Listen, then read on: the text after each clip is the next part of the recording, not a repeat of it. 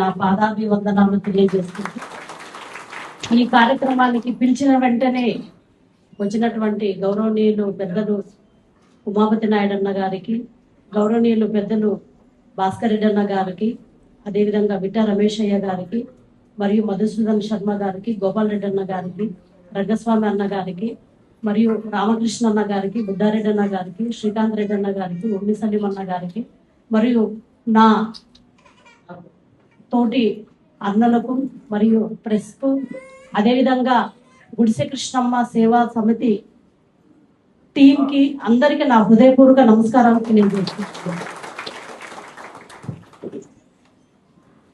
గుడిసె కృష్ణమ్మ సేవా సైన్యం అని చెప్పి ముందుగా మేము ఆ పేరుతోన గౌరవనీయులు పెద్దలు ముఖ్యమంత్రి వర్యులు స్వచ్ఛ భారత్ చేసిన రోజు మేము నామకరణం చేయడం జరిగింది. ఆ స్ఫూర్తితో దాదాపుగా 1 సంవత్సరం పైనే ప్రతి గ్రామంలోన గుడిసె కృష్ణమ్మ సేవా సైన్యంతో మేము స్వచ్ఛ భారత్ కార్యక్రమాలు ఎన్నో చేపట్టాం. తర్వాత కొంతమంది పెద్దలు సైన్యం అనే పదాన్ని వాడొద్దండి, దానిపైన సమితి అని వాడండి అని చెప్పడం వల్ల ఆ రోజు నుంచి గుడిసె కృష్ణమ్మ సేవా సమితి ఆధ్వర్యంలో అనేక స్వచ్ఛ భారత్ కార్యక్రమాలు చేస్తున్నాము.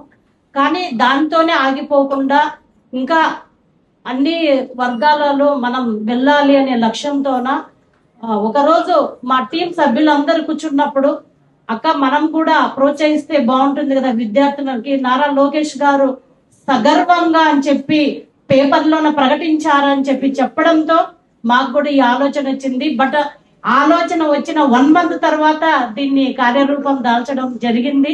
కాబట్టి ఈ ప్రజెంటేషన్ ఇవ్వడానికి, ఈ విద్యార్థులకి సన్మానం చేయడానికి ముఖ్య స్ఫూర్తి ప్రదాత గౌరవనీయులు మంత్రివర్యులు నారా లోకేష్ గారు అని చెప్పి సందర్భంగా తెలియజేసుకుంటున్నాను.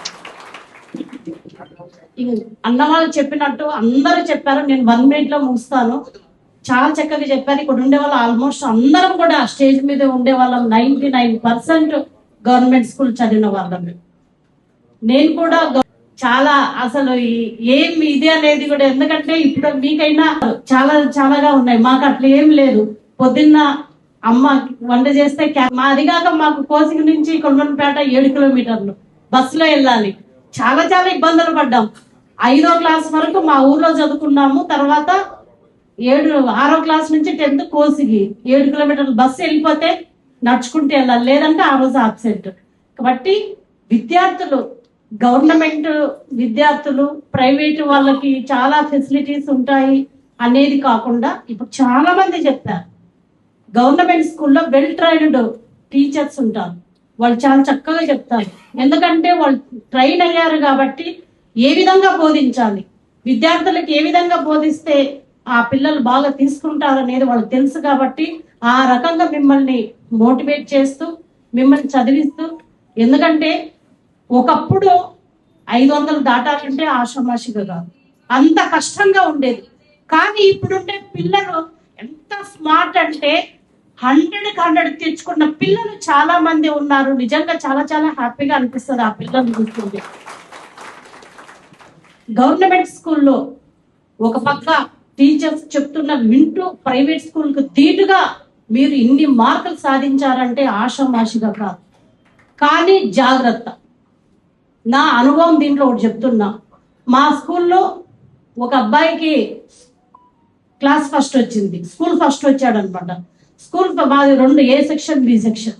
స్కూల్ ఫస్ట్ వస్తే ఆ అబ్బాయి చాలా మంది ఆర్ట్స్ కాలేజీలో ఇక్కడ ఆదంలో చదివితే, నన్ను మాత్రం మా నాన్న హెడ్ మాస్టర్ గారి పర్మిషన్తో హెడ్ మాస్టర్ గారిని అడిగి ఈ అమ్మాయిని ఎక్కడ చదివించాలి అంటే గర్ల్స్ కాలేజీలో వేశారు. నేను ఎప్పుడు తిట్టలేదండి, అందరు గర్ల్స్ ఆర్ట్స్ కాలేజీలో చదివితే నన్ను ఒకటి మా నాన్న గర్ల్స్ కాలేజీలో అది. కానీ ఎవరైతే స్కూల్ ఫస్ట్ వచ్చారో ఆ అబ్బాయి ఫెయిల్ అయ్యాడు. కానీ నేను అన్ని మార్కులు సాధించి నేను స్కూలు మంచి టాపర్గా నేను నిలిచాను. కాబట్టి ఇది అత్యుత్తమమైన కాలం. మీకు ఎందుకు చెప్తున్నామంటే, మేము స్కూల్ ఫస్ట్ వచ్చాం, చదివితే ఏమి చదువుకోతే ఏమనేది కొంతమంది స్టూడెంట్స్కి ఉండొచ్చు. కానీ అలా వద్దు, ఇంకా కష్టపడాలి. మీరు ఇంటర్మీడియట్లో కూడా క్లాస్ ఫస్ట్ వచ్చే వరకు ప్రయత్నం చేయండి. ఇంకా వచ్చేసాం కదా, ఇంకా మమ్మల్ని మేము తోపులు అనేది భావన ఎప్పుడు మీలో కలగొద్దు. ఎగ్జాంపుల్ నేను ఎప్పుడు అనుకుంటా, నేను ఒక్క సబ్జెక్ట్ లో కూడా ఫెయిల్ కాకుండా పాస్ అయ్యాను. కానీ చాలా మంది ఆర్ట్స్ కాలేజ్ లో చదివిన పిల్లలు కోచింగ్ నుంచి వచ్చిన వాళ్ళు 1-2 సబ్జెక్టులు తప్పిపోయారు. కాబట్టి మనం ఈ ఫస్ట్, సెకండ్, థర్డ్ వచ్చామనేది మైండ్ లో పెట్టకుండా మీరు 10th క్లాస్ లో ఏ విధంగా కష్టపడ్డారో ఇంటర్మీడియట్ లో కూడా ఆ విధంగానే కష్టపడాలి. ఈ ఇంటర్మీడియట్ అనేది చాలా చాలా ఇంపార్టెంట్, లైఫ్ టర్మ్ అయ్యే ఇంపార్టెంట్ మీకు. ఎందుకంటే 10th వరకు ఒక రకంగా ఉంటుంది, ఇంటర్మీడియట్ బోధించే విధానం డిఫరెంట్ గా ఉంటుంది. కాబట్టి మీరందరూ కూడా చక్కగా చదువుకోండి.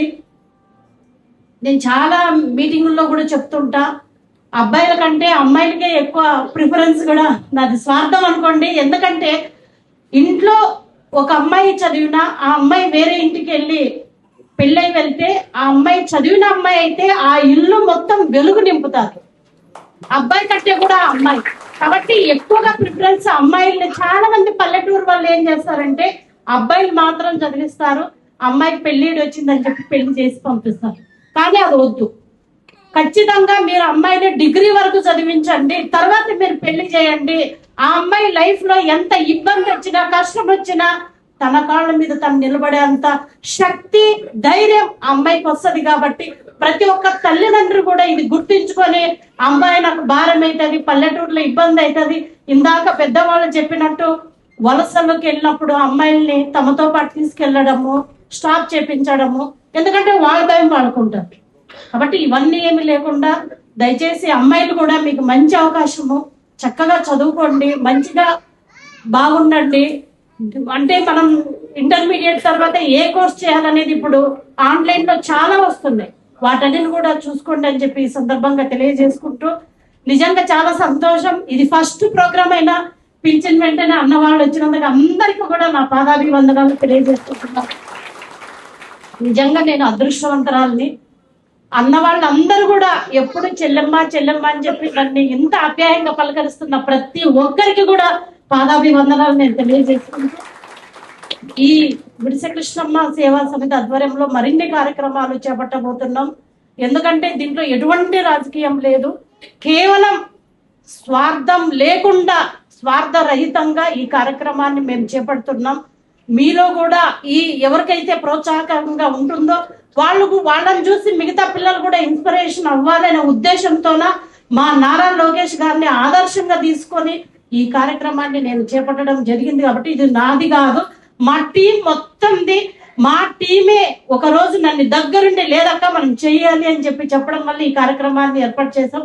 భవిష్యత్తులో మరిన్ని కూడా సేవలు గుడిసె కృష్ణమ్మ సేవా సమితి ఆధ్వర్యంలో విస్తృతంగా చేస్తామని చెప్పి, ఈ పిలిచిన వెంటనే వచ్చినటువంటి విద్యార్థులకు, తల్లిదండ్రులకు అందరికీ కూడా నా హృదయపూర్వక నమస్కారం తెలియజేస్తుంటే, అందరికీ కూడా ఆల్ ద బెస్ట్.